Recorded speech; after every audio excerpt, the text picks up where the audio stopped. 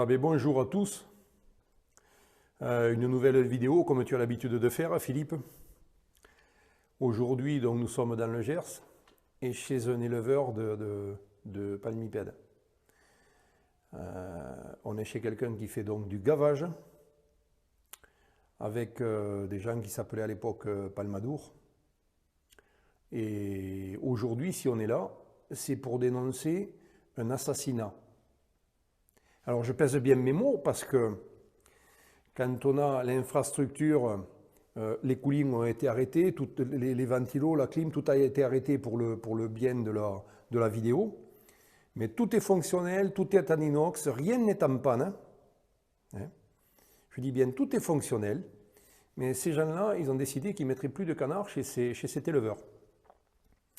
Donc, comme ils lui ont demandé d'avoir toutes les cages, tout ça, tout changé, tout aux normes, ce gars-là, il a emprunté et il a un prêt sur le dos à payer. Donc, on estime que ces gens-là, ils ont coupé un contrat. Et donc, l'éleveur en question a demandé de l'aide à un avocat. Avocat qui, je précise, n'a pas joué le jeu tout à fait comme il faut. Je vais vous expliquer pourquoi.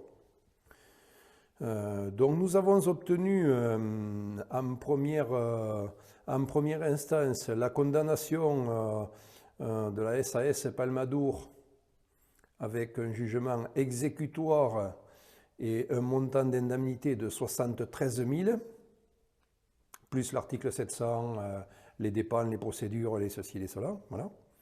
Ce qui permettait non pas à l'éleveur qu'ils se mettent de l'argent à la poche, mais qu'ils finissent de payer tout l'investissement. Parce que c'est quand même, on est parti pour 150 000 d'investissement, ce qui n'est pas rien.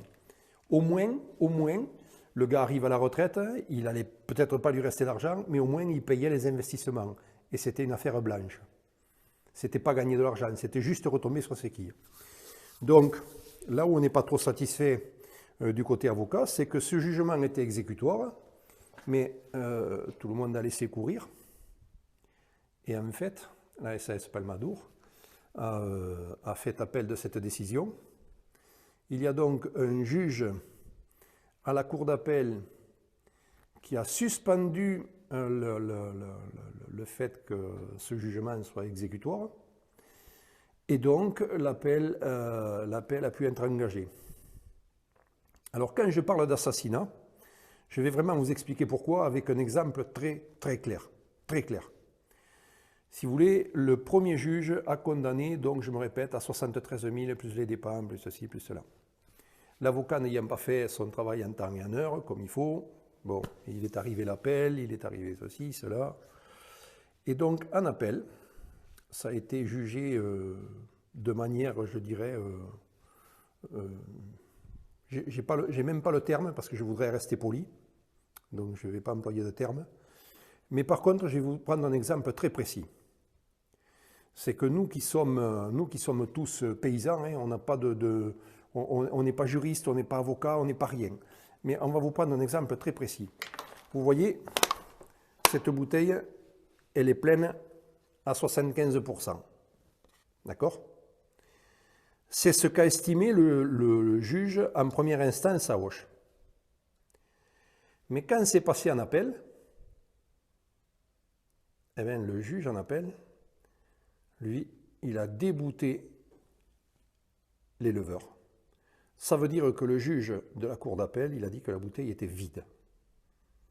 Alors on pourrait comprendre, parce qu'après avoir consulté divers autres avocats, on pourrait comprendre qu'entre juges, un explique que c'est plus 73 mais c'est 80, ou c'est 60, ou c'est 50, mais il y a un préjudice. Et quand on en arrive à un point où un dit que c'est là et l'autre dit que c'est vide, ça veut juste dire qu'il y a un des juges qui est incompétent pour faire son travail. Ça veut juste dire, ce qu'on sait depuis un petit peu maintenant, nous, au SAMU Social Agricole National, c'est que nous, éleveurs, paysans, on ne peut plus se fier à la justice. C'est très grave, C'est vraiment dommage pour notre profession et c'est très grave parce que des cas où les gens sont abusés, il y en a partout, il y en a tous les jours. Tous les jours, on a des appels de gens, ici, là-bas, plus loin, tout à fait en haut de la France, au sud, à l'est, à l'ouest, partout. En majeure partie des éleveurs qui sont floués, qui sont bernés. Il n'y a pas d'autre terme. Et là, on aurait besoin de la justice. Alors je me répète, que le juge en appel ait considéré que 73, c'est pas assez, peut-être, ou que c'est un peu trop, peut-être, mais de passer de ça à 0, c'est pas possible. C'est impossible.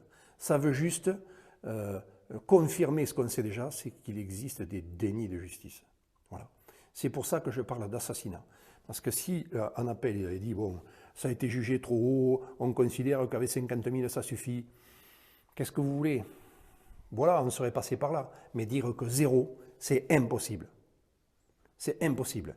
J'espère que cette vidéo va servir et que cet exemple va servir. Parce que aujourd'hui, il s'agit de sauver une vie de travail.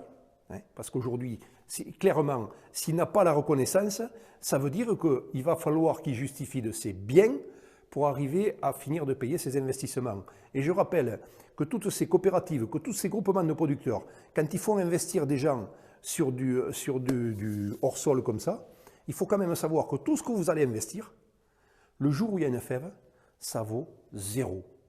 Cet éleveur, il a investi 150 000 €, mais aujourd'hui, tout ça là, on vous fait tout marcher, tout fonctionne. Hein. Et tu peux nous, on va le voir sur la vidéo, tu peux nous faire marcher les cages, je te prie là? Comme tu as fait?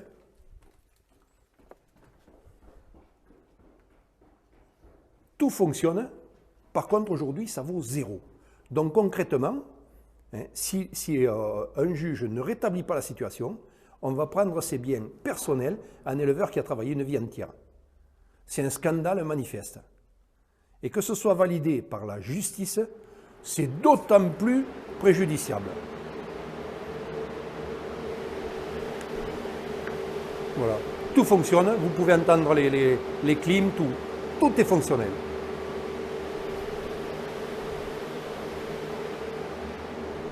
Après, je ne sais pas comment il a fait marcher les... Voilà, tu nous fais marcher ça? Il a fait marcher.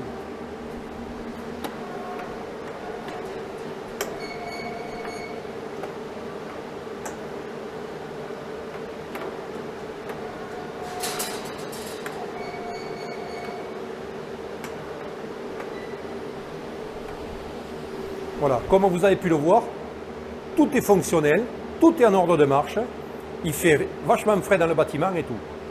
Aujourd'hui, que la justice ne soit pas capable de reconnaître quelque chose comme ça, à un moment, il va falloir que les gens prennent leurs responsabilités, parce que ça ne peut que mal finir.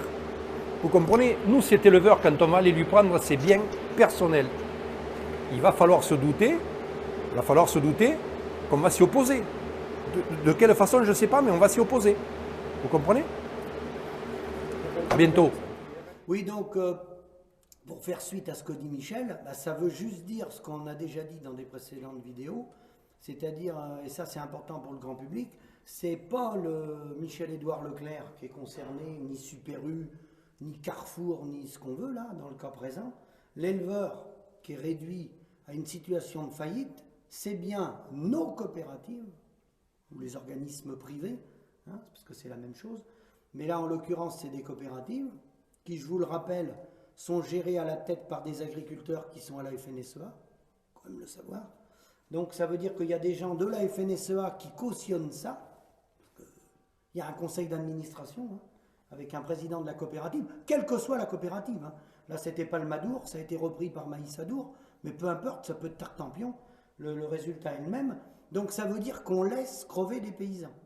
Et qu'il n'y a aucun politique, là on est dans le Gers, il n'y a aucun élu, il n'y a aucun conseiller régional, départemental, aucun député, aucun sénateur qui prend son courage à deux mains pour aller voir Maïsadour pour dire hey, attendez, là, il se passe quelque chose là.